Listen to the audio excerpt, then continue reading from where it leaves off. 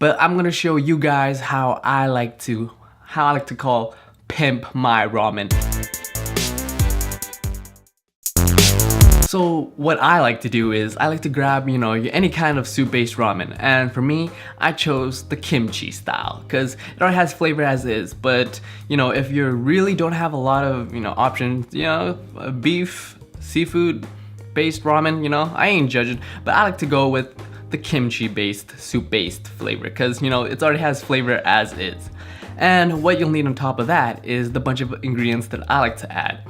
I like to add Spam, an egg, green onions, dried onions, shrimp, and pork. I'm not saying you have to add all these, but when it comes to if you're super under a budget and you need to like pimp up your ramen, Spam, super cheap, eggs, super cheap, and you add things like bean sprouts and green onions, super cheap. So I'm pretty sure if you're watching this, you already know how to make your soup-based ramen. It's pretty like dummy proof, but since you're making my style, what I like to do first is I like to boil the water and add 2 pieces of Spam into the water because yes, Spam is already pre-cooked and all that, but I just my own superstition, and I like to have a little more of a cooked feeling to the Spam, and I pour that water into the soup base in the cup.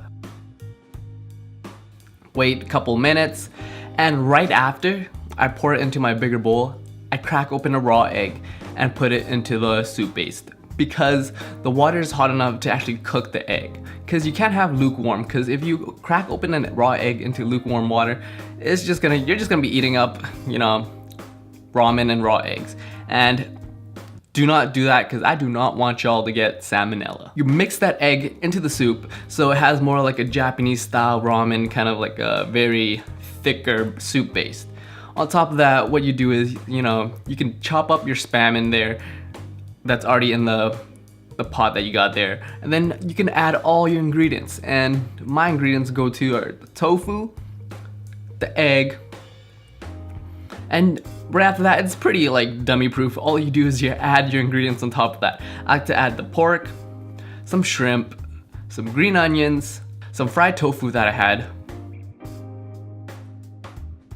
and dried onions and green onions, and a squeeze of lime just to make it a little, and that's kind of my style of how you can make your ramen 10 times better than the boring, bland ramen, right? We gotta eat, but sometimes we gotta eat, if you know what I'm saying. And this is pretty quick, pretty simple, and something to change it up a bit, And that's my style of ramen that I like to make at home. And I'll see y'all in the next one. Deuces.